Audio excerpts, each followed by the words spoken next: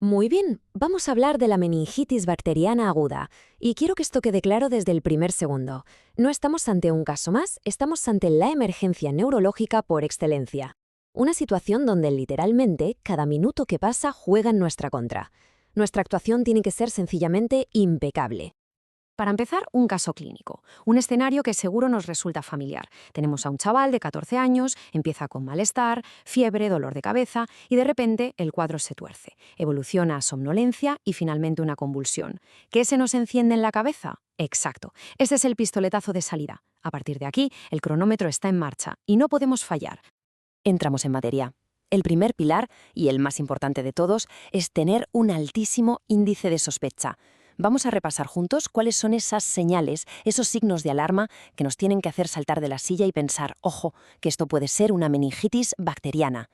Todos la conocemos, ¿verdad? La famosa tríada clásica.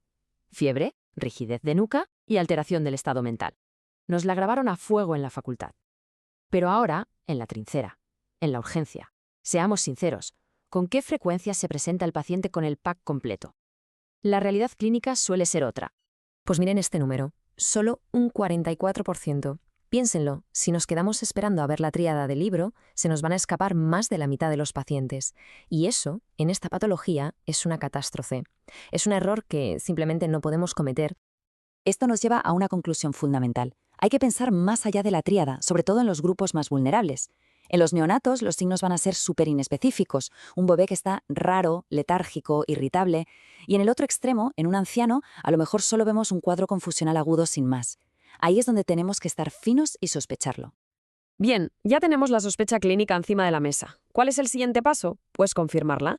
Y aquí, la prueba reina, la que nos va a dar el diagnóstico de certeza, no es otra que la punción lumbar y el análisis del líquido cefalorraquídeo. Pero, cuidado, antes de coger la aguja hay una pregunta absolutamente crítica que debemos hacernos. ¿Este paciente necesita un TAC craneal previo? Y esta no es una pregunta trivial. Nos estamos jugando a evitar una complicación gravísima, la herniación cerebral. Aquí tienen las contraindicaciones, las banderas rojas. Si el paciente está en coma o estuporoso, tiene papilidema, ha convulsionado hace poco o presenta cualquier focalidad neurológica, la punción lumbar está contraindicada hasta tener una imagen. El mensaje es claro, si se cumple cualquiera de estos criterios, primero TAC y luego, si es seguro, punción. Vale, ya tenemos el líquido. ¿Qué buscamos? El patrón de la meningitis bacteriana es muy característico. Como ven en la tabla, vamos a ver una presión de apertura alta, un montón de células, sobre todo polimorfonucleares, y las proteínas por las nubes. Pero para mí, el dato clave, el que realmente canta, es la glucosa. Una glucorraquia baja, por debajo de 40, es casi patognomónica. No lo olviden. Y por favor, no subestimemos el poder de una buena y vieja tinción de Gram. Es rápida, es barata y en un porcentaje altísimo de casos nos va a decir qué bicho es. Poder ver esos diplococos gram positivos en la primera media hora, eso cambia por completo el manejo y nos da una ventaja táctica brutal. Es oro puro. Muy bien, ahora que sabemos cómo diagnosticarla, hablemos del enemigo. ¿Quiénes son los culpables? Conocer la epidemiología es fundamental para acertar con el tratamiento empírico. Vamos a conocer a la lista de los más buscados. Como pueden ver aquí, el rey indiscutible, el que se lleva la palma, es el Streptococcus pneumoniae, el neumococo. Es, de lejos, el agente más frecuente en adultos en la comunidad.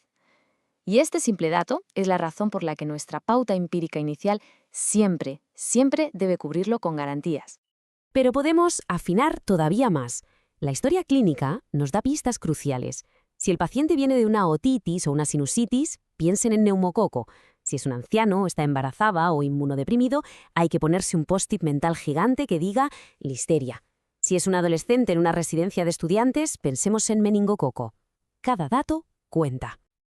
Y ahora llegamos al momento de la verdad, el tratamiento. Y quiero insistir en esto, es una carrera contrarreloj. No es una forma de hablar. La curva de mortalidad se dispara con cada minuto que tardamos en poner la primera dosis de antibiótico. Aquí es donde se demuestra si un servicio de urgencias y un hospital funcionan bien o no. Miren este cronograma. Esto debería ser nuestro evangelio. El objetivo es que, en menos de 30 minutos desde que el paciente pisa la urgencia, ya tenga puesta la dexametasona y la primera dosis de antibiótico. Y si hay que hacer un TAC, me da igual. Se pincha el antibiótico antes de bajarlo al TAC. El mantra es Tratar primero, diagnosticar después. Grábenselo a fuego. Entonces, ¿cuál es nuestro cóctel de inicio? Pues vamos a lo seguro. Ceftriaxona, para empezar. Le añadimos vancomicina porque no nos podemos fiar de la sensibilidad del neumococo. Si el paciente tiene más de 50 años o algún tipo de inmunosupresión, añadimos ampicilina para cubrir listeria. Y, por supuesto, la dexametasona, que es clave para reducir la inflamación y las secuelas, siempre un poquito antes o a la vez que el antibiótico. Perfecto. Hemos puesto el tratamiento a tiempo. ¿Hemos ganado? Todavía no.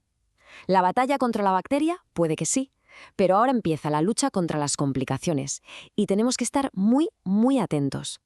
Durante los primeros días, el paciente está en un campo de minas. Pueden aparecer convulsiones, se puede producir un ictus por la vasculitis que genera la infección, puede desarrollar hidrocefalia. Cualquiera de estas cosas puede tirar por la borda todo el buen trabajo que hemos hecho. Hay que vigilar al paciente de cerca, muy de cerca. Y pensemos más allá del alta hospitalaria.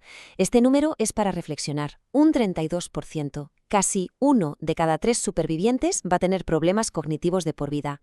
Esto nos recuerda por qué luchamos cada minuto en la fase aguda. No solo salvamos vidas, salvamos cerebros, salvamos futuros. Esta es la cruda realidad de la meningitis bacteriana. Incluso haciéndolo todo perfecto, es una enfermedad con una mortalidad y una tasa de secuelas altísimas. Por eso, cada decisión, cada minuto ganado cuenta. No luchamos solo por la supervivencia, luchamos por una supervivencia con calidad. Y con esto quiero terminar. Les dejo con una pregunta para que se la lleven a sus hospitales, a su práctica diaria. ¿Somos lo suficientemente rápidos? ¿Están nuestros circuitos de urgencia realmente preparados para esto?